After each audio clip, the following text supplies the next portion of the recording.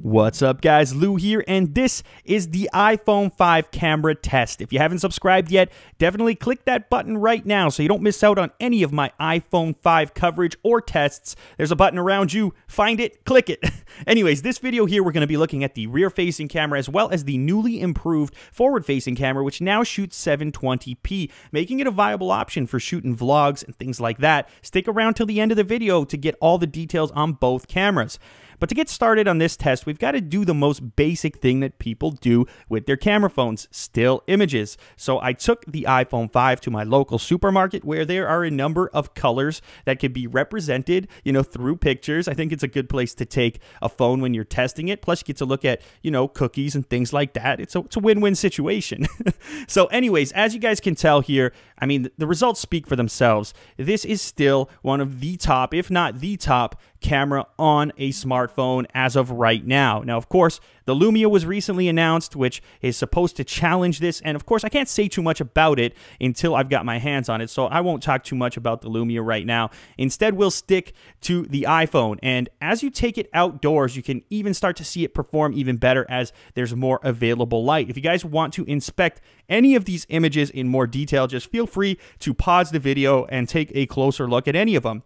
As you can tell, the colors are represented in a vibrant manner, but they're not oversaturated like some camera phones and some cameras, for that matter, tend to do with images like these. And another thing to notice, I'm going to look at the detail on the bark in this particular image here, and then you can see as the focus changes, it's really good at giving you more depth of field than other camera phones are capable of, because it does have that large aperture for such a small lens. But anyways, the next thing that I wanted to mention is the fact that it doesn't really tend to overexpose the areas that you don't want overexposed, which again is a common problem in camera phones. So the sky wasn't completely blowing out my image. You can see this is a good example of that. Now it also shoots these new panoramas, which are awesome and really easy to shoot. The app is really easy to use. I guess you can call it an app. It's a feature within the camera app, and it's really easy to use to make your own panoramas, so that's always a positive thing.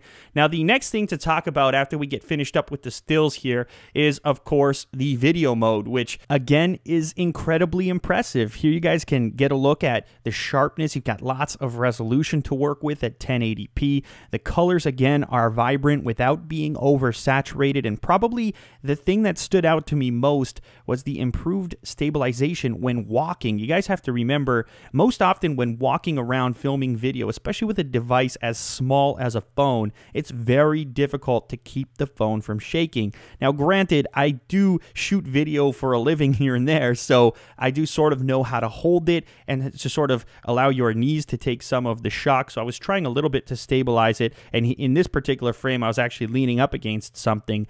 But as you can see, you're getting really nice movement, really nice frame rate. Of course, it's not going to be as stable when walking as a dedicated camera that has optical image stabilization, but then again, it's, a third of the size of your average camera to begin with, and it's a phone, so you kind of have to curb your expectations just a bit. But the coloring is really nice, and as I said before, you've got lots of resolution to go around, and even when walking, it's completely usable. So I definitely recommend this device from a camera perspective. If the camera is the most important aspect of your smartphone purchase, then it's pretty tough to get better than the latest generation iPhone 5. For most people, this is going to completely overtake their need to have a dedicated camera at all. Now, in my case, I own multiple cameras because of the fact that I do video production for a living. So, for me, it's not going to replace any of those cameras for obvious reasons, but for the casual user, I just can't see the need anymore by today's standards to carry around something like a point and shoot when you're getting these kind of results out of something as slim and light as the iPhone 5, which is literally on you at all times. It sits in your pocket. It's super convenient, and you're getting this kind of quality out. So as you guys can tell, I'm a big fan, and I would say my expectations were exceeded. I did not expect to see these kinds of results out of the latest gen, and to see this kind of improvement over the 4S. This is just really beautiful stuff to look at. So the next thing to look at, guys, is the forward-facing camera. So here's a closer look at the new iPhone 5 as a vlogging camera.